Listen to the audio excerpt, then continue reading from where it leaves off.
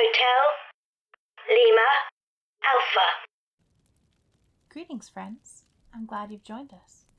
Like so many of you, I've been spending a bit of time entrenched in the trappings of the season. This can mean something different in every home, depending on the traditions of each culture, family, preference, or any combination. There are many different characters that feature in holiday traditions all over the world. From the Yule lads and the Yule cat of Iceland, Tomten and Yule Nissa in Sweden, or even Burgermeister Meisterburger, and so many more. But tonight's tale features a lesser-known figure, the Belsnickel, and he expects an accounting for one's deeds in the past year. Burt Pringle and the Bellsnickel. As the holidays are coming on, and election is fairly over, the following anecdote may not be uninteresting to many readers of the Syracuse Republican.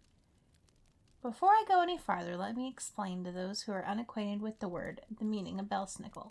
As to its origin or derivation, I have very little to say.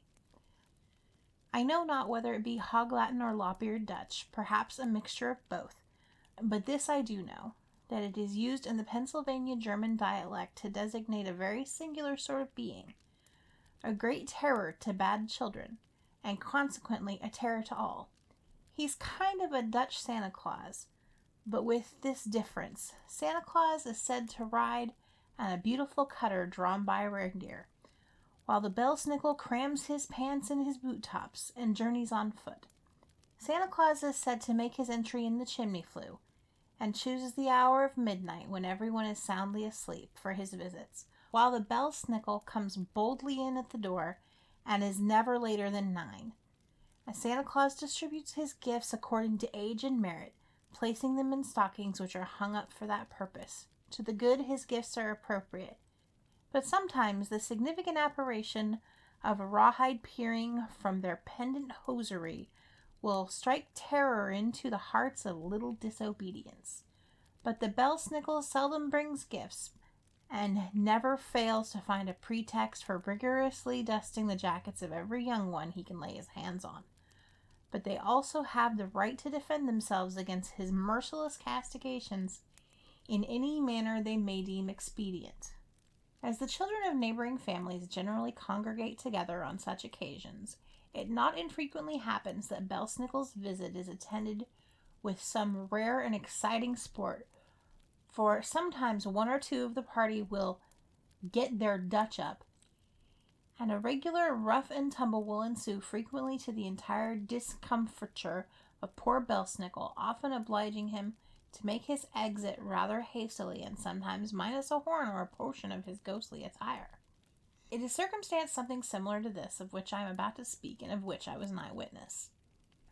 In the little village of Wadsworth in Medina County, Ohio, there resided an honest, good-hearted Pennsylvania Dutchman by the name of Peters, Daniel Peters.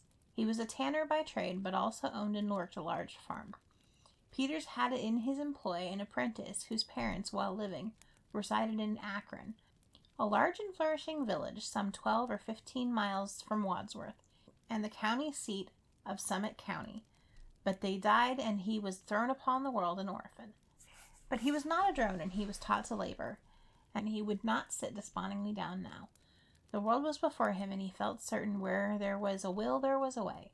So he gathered together all he owned in the world, which was but a small bundle at best, and praying to heaven to direct his steps, he set out, and he knew not whither. But by good luck, or a kind intervention of Providence, whichever you choose to call it, he had not proceeded far when he was overtaken by this Peters, who it seemed had been to Akron with a load of grain and was returning home. He invited the boy to ride, and they journeyed along, and the young man informed Peters of his circumstances, and told him that his name was Burt Pringle. Peters agreed to take him home if he wished, and he would learn him the tanning trade, so Burt became his apprentice. The village of Wadsworth, where Peters resided, was settled almost entirely by Pennsylvania Dutchmen, who, though they are honest and kind-hearted people, are dreadfully ignorant and superstitious. Their children were frightened into obedience by stories of spooks, ghosts, and goblins, or threats that the next Belsnickel that came would carry them off. Even the venerable Peters himself was tainted with this disease, and would tell of many a horrid night when things strange and unaccountable had happened, and no consideration whatever could induce him to forego the observance of signs. But Burt was a philosopher. There was no superstition about him. He was a regular harum-scarum, devil-may-care sort of boy, and for the matter of fear, he would as soon sleep in a graveyard as in his bed. Christmas was drawing near, and Burt was often reminded by the neighbors' boys in the settlement that when a newcomer appeared among them, he was sure to get broken in, and consequently he might expect that Belsnickel would give him a regular walloping on that occasion. But Burt kept his own counsel and only occasionally muttered to himself, "Just let old Belsnickel wallop if he wants to, and we'll see who gets broken in, that's all. These boys here are regular thickheads. They believe, and try to make me believe, that this Belsnickel is a ghost. Ghost? Hump! Just let him lay his finger on me and see how quick I'll take his ghostliness out of him. They can't fool me. I know all about the great pair of horns and that whopping big cowhide that they hid upstairs and that pile of hair. And didn't I hear Jake Burkham last night telling Peters that it was all right, and that Phoebe Stoffer had agreed to make him a dough-face, and that he had some red ink at home that he could make himself look as if his throat was cut? And didn't I pry a clapboard off the old mill last Sunday and catch him practicing, with Stouffer's big chain tied to his leg?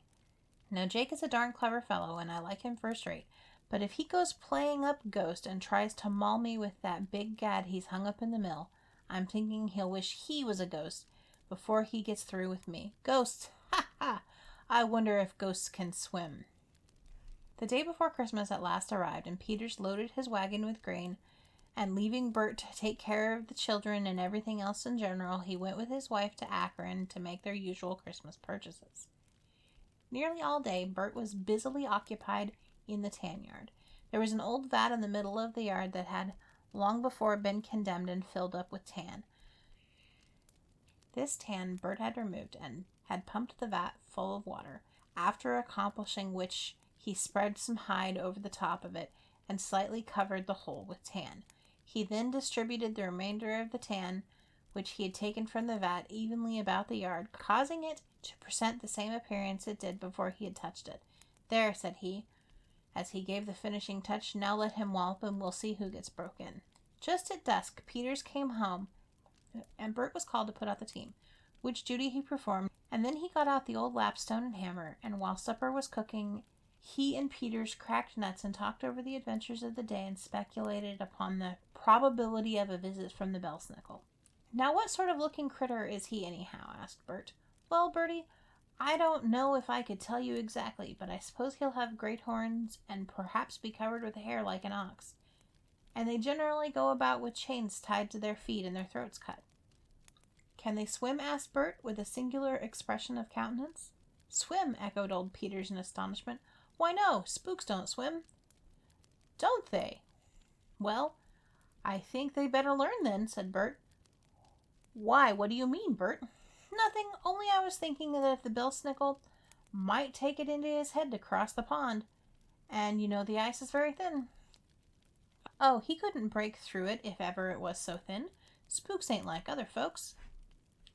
"Glad to hear it," said Burt, "but let's drop the subject and go to supper." After supper, the neighbors' boys began to gather in, and among them came George Berkman, a brother of Jake's. Bert's quick eye soon informed him that Jake was not with them, and therefore might soon be expected in the capacity of the Belsnickel. But to be certain, he asked George where Jake was, and why he did not come over with the rest of them. He said that he did not feel well enough to get out tonight, was the reply. "But he feels just well enough to get in, then," Burt thought. "But I say, Burt," continued George, "if the Belsnickel comes, are you going to show fight or take your thrashing quietly?" "Neither," said Burt. "How are you going to get around it?" asked George, somewhat puzzled. "I shall run," said Burt. "Run!" echoed George. "Why, Burt, that's cowardly. And besides, it won't do you any good, for he will certainly chase you." "Do you think so? How far do you suppose he will chase me?" "He would chase you to Texas and back, but he would catch you," said George. "Well, now, I'll bet he gives up the race before we get halfway across the tan yard," said Burt. "My knife against yours says he won't," said George. "Done," said Burt. The stakes were put in Peter's hands, who evidently began to smell mice, for he nudged Burt in the ribs and whispered with a wink, "Ah, Bertie, you rogue, what have you been up to?" Up to, echoed Bert. Why, just what your Belsnickel will soon be into. Just then the rattle of a chain was heard on the porch, and a general stampede was made by the timid portion of the assembly. Some dodged under the table, and some under the beds. Others crawled into corners, each one endeavoring to get behind his neighbor. Bert sat alone, unnerved. The apparition advanced towards him and raised his huge baton to strike, but Bert slipped out of its way and sprang out the door, calling on George to follow, if he wished to see who won. On went Bert, and the Belsnickel followed close in his wake, and George, old Peters, and all of the rest came tearing along in the rear. But now Bert has reached the tan yard, and the Belsnickel, ha ha ha, hear Bert laugh. Ha ha ha, the Belsnickel has tumbled into the old vat. Ha ha ha, Jake, who's broke in now? Asked Bert tauntingly. Jake has forgiven, but can never forget Bert. So that's our story for tonight. I will be back for another tale. In the meantime, perhaps decide whether you've been naughty or nice. But until then, good night, whatever you are.